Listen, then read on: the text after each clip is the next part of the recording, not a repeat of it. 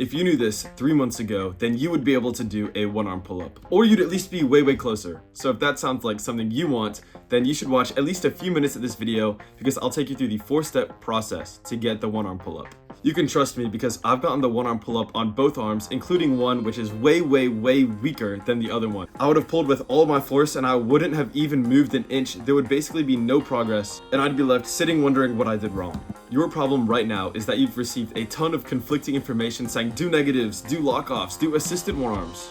When I started, that was the same problem I had, and I tried all that advice, none of it worked, my progress was stagnant, and I was pissed. You should just clear all that information out of your head, turn your brain off, and listen to this 4-step process, follow it, and I promise you, you will get the one-arm pull-up. The first step is to do one regular pull-up.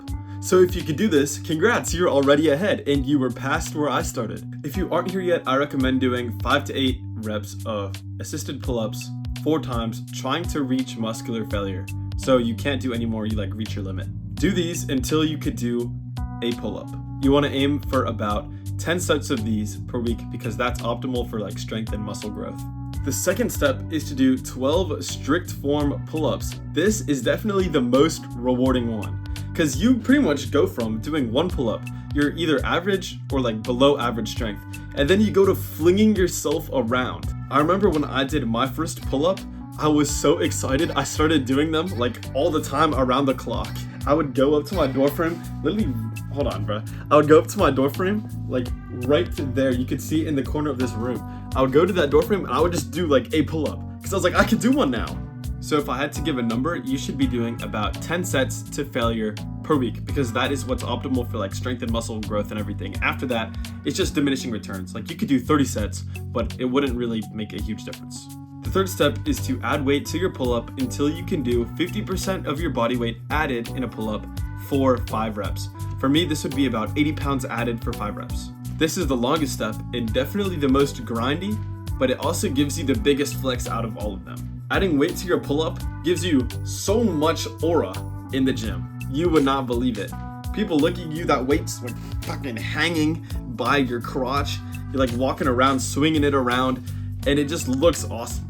Now what you want to do is at the start, once you can do those 12 strict form reps, you want to add 10 pounds. Every time you could do more than 10 strict form pull-ups with this weight added, you want to add 10 more pounds. So if you could do 10 reps of 10 pounds added, now you're going to be doing 20 pounds added probably for 7 until you could do 10 of those. And then you're going to do 30 pounds added. And then you could do 40 pounds added every time you hit 10 reps.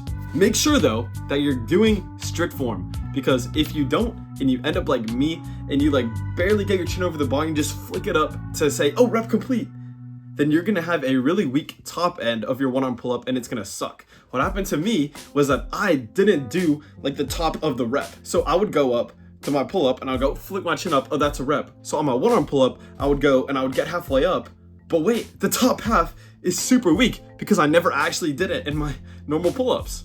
So I would just get halfway and then I'd get super pissed because I'd be like, well, the bottom half is so easy, why can't I do the top? And that's because I did not have strict form on my pull-ups. And so I did not lock all the way up, chin over the bar and go back down. Same thing applies for not locking your elbows when you're at the bottom. You want to go all the way down and then all the way up every single time. Don't mess that up. Don't be like me, bro. Don't end up like me. The fourth step is going to make you the most progress on your one-arm pull-up. Now that you have all this strength foundation and everything, all the hard stuff is out of the way. Now you can practice the specific biomechanics for this movement, which will get you the one-arm pull-up. So what you're gonna do first, before you know exactly what you need to do, is attempt the one-arm pull-up. And if you can already do it, cool, just ignore this whole section. But if you can't get it, you wanna see where you get stuck at. You will probably either get stuck at the very bottom of the movement, barely moving your body up, or you'll get stuck at the halfway point of the movement like I did. If you get stuck at the halfway point, what you want to do is you want to practice negatives from the very top. After you're 4 or 5 sets, whatever, of these pull-ups, you want to start doing the negatives from the top end of the range of motion. Of course, that's if you can get to the halfway point. If you can't get to the halfway point, then you want to start doing negatives from the halfway point, which is also called a lock off. You lock your arm at 90 degrees and you let yourself fall down. but you want to make sure you're falling as slowly as possible. You want to hold it for as long as you can. And then once you're able to successfully hold the lock off for like a decent period of time, like 5 seconds, 10 seconds, then you can move on to the negative from the top. So I'll rehash this one more time for you. You do your 4 sets or 5 sets of weighted pull-ups, whatever you want. And then you do 4 sets on each arm of the negative or the lock off, depending on where you got to on your one arm pull-up. Training this part creates mental pathways in your brain that allow you to do the movement way more efficiently and become way stronger at the specific movement because your body is used to it. So good luck, bro. You got this. Here's a hug. Good luck on the journey to do the one arm pull-up, man. It's so fucking cool. All right, here's a hug and a future comment as well. Bow, bow, bow, bow, bow.